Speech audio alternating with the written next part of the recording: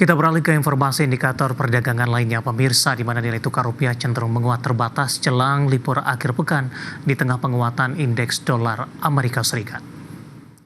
Dikutip dari data hingga perdagangan Jumat siang tadi, rupiah menguat tipis di 0,03% di level 16.206 per dolar Amerika. Secara intraday, rupiah sempat menguat ke level 16.202 per dolar Amerika Serikat, di mana sebelumnya nilai tukar rupiah dibuka stagnan di level 16.215 per dolar Amerika Serikat.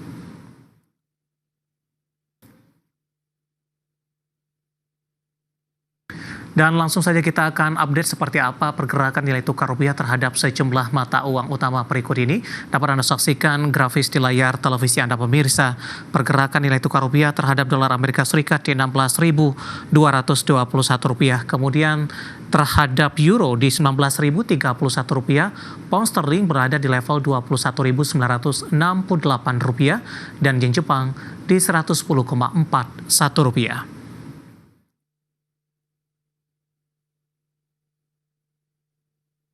Keinformasi komoditas, harga batubara melaju kencang di 3 hari beruntun dengan penguatan 3,4%.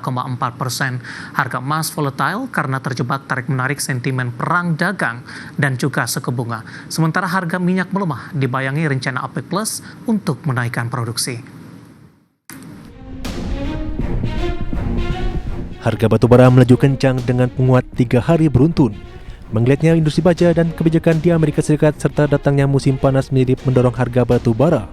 Merujuk Refinitiv, harga batubara di perdagangan Kamis waktu setempat ditutup di posisi 113,5 dolar Amerika per ton atau menguat 0,53%. Penguatan ini memperpanjang tren positif batubara dalam 3 hari dengan total kenaikan 3,4% dan harga tertinggi sejak 7 Februari 2025. Harga emas sangat volatil karena terjebak tarik-menarik sentimen perdagangan Presiden Amerika Serikat Donald Trump dan belum jelasnya kebijakan Bank Sentral Amerika Serikat The Fed. Di perdagangan Kamis, harga emas dunia naik 0,28% di level 3.322,69 dolar Amerika per troy ounce. Sementara di perdagangan Jumat pagi, harga emas dunia di pasar spot menguat tipis 0,06% di posisi 3.324,53 dolar Amerika per troy ounce. Harga minyak mentah dunia kembali melemah di perdagangan Jumat waktu Asia di tengah sentimen kombinasi dari keputusan OPEC Plus untuk menaikkan produksi dan eskalasi tekanan tarif dari Amerika Serikat. Meski tensi geopolitik di Timur Tengah tetap tinggi. Per pukul 9.45 waktu Indonesia Barat, minyak Brent tercatat turun ke 68,97 dolar Amerika per barel dari sebelumnya di 68,64 dolar Amerika per barel. Sementara minyak WTI Amerika Serikat ikut tergelincir ke level 66,97 dolar Amerika per barel setelah sehari sebelumnya ditutup di level 66,57 dolar Amerika per barel. Berbagai sumber untuk ID Action.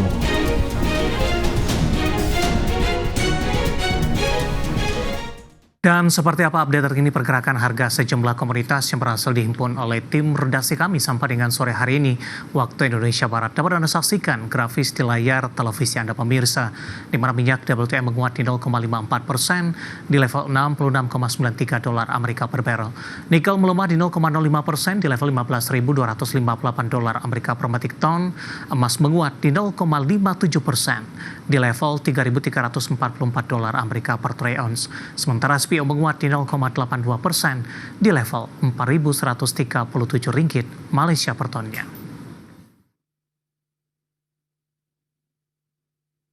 Ketopik pilihan pemirsa, indeks harga saham gabungan ditutup menguat di 0,43% ke 7.043,6 pada sesi pertama hari ini. Hal ini seiring penguatan saham-saham perbankan Big Caps dengan nilai transaksi terbesar di pasar modal.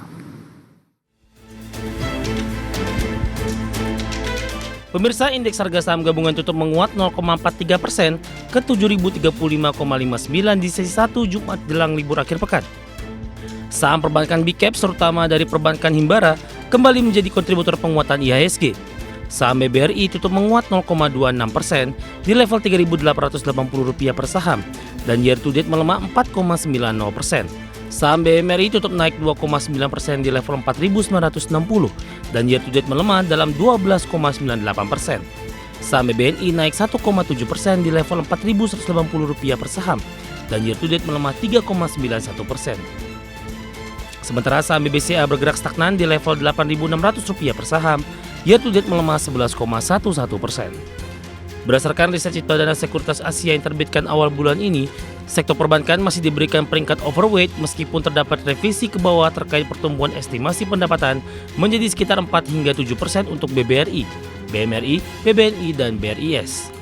Revisi tersebut didorong oleh laporan margin bunga bersih di tengah perlambatan pertumbuhan kredit, loan to deposit ratio yang mengetat, serta kelanjutan tekanan pada yield aset. BBCA menjadi topik di antara bank-bank jumbo yang didorong oleh kinerja solid yang konsisten serta profil keuntungan yang kuat.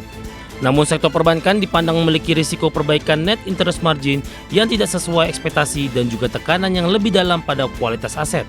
VP PT Kiwom Sekuritas Indonesia Octavianus Audi mengatakan di semester kedua saham perbankan akan ditopang sentimen The Fed yang lebih dovish, terutama setelah rilis risalah FOMC pekan ini.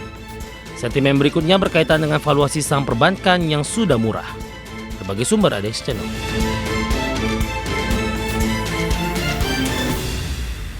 Dan selanjutnya mari kita coba simak beberapa sentimen yang berkembang yang berhasil dihimpun oleh tim redaksi kami dan diproyeksikan akan mempengaruhi pergerakan indeks harga saham gabungan, dan tampaknya untuk kali ini lebih didominasi oleh sentimen internasional. Dan informasinya apa saja? Mari kita simak rangkumannya berikut ini. Presiden Amerika Serikat Donald Trump menyatakan akan mengenakan tarif 35% untuk impor dari Kanada. Trump juga berencana untuk menekan tarif menyeluruh sebesar 15 atau 20% untuk sebagian besar mitra dagang lainnya. Mengutip Reuters dalam surat yang dirilis di platform media sosialnya, Trump beritahu Perdana Menteri Kanada Mark Carney bahwa tarif baru akan berlaku di 1 Agustus dan akan naik jika Kanada melakukan pembalasan. Tarif 35% merupakan peningkatan dari tarif 25% yang saat ini ditetapkan Trump.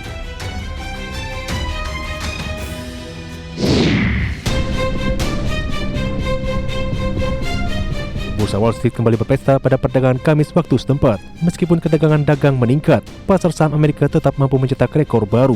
Indeks S&P 500 dan Nasdaq Composite bahkan mencetak tonggak baru dengan ditutup di level tertinggi sepanjang masa. Indeks S&P 500 naik 0,27% dan berakhir di 6.280,46. Nasdaq menguat 0,09% di 20.630,67. Sementara itu Dow Jones Industrial Average terapresiasi 0,43% ke 44.650,64.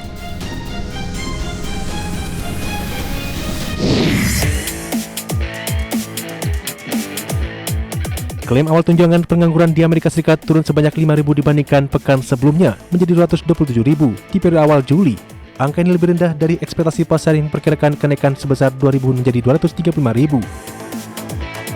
Ini merupakan penurunan keempat berturut-turut dalam klaim awal, sekaligus level terendah dalam 7 minggu terakhir. Data ini memperkuat pandangan bahwa pasar tenaga kerja Amerika tetap relatif tangguh, meski menghadapi suku bunga tinggi dan ketidakpastian ekonomi.